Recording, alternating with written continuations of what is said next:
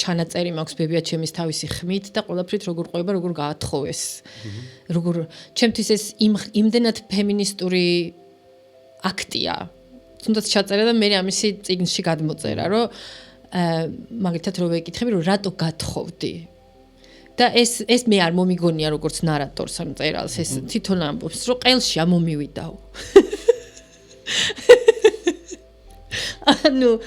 ანუ ყელში ამოვიდა, იმდენი თხოვნელები ყავდა, ტვინი წაჭამეს და ვლაპარაკობთ 18 წლის გოგოზე, ხო? ანუ 18 წლის გოგოზე დაგვიანებულიაო, უკეო, იმასაც კი ფიქრობდნენო და ვინც მოყვა იმ მომენტში ყელში რო ამოვიდა, ფოტოზე ამოირჩა და იმ ადამიანს გაყვა.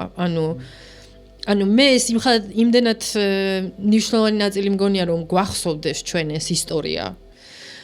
და მე როგორც შვილიშვილს ეს ისტორია მახსოვდა, მაგრამ არ ვუყურებდი ამას როგორც მატერიას, როგორც მწერალი, სანამ არ დავწერე ფურცელზე, მე მანამ ვერ გავიაზრე რამხელა ტრაგედიას მიყვებოდა ბებიაჩემი.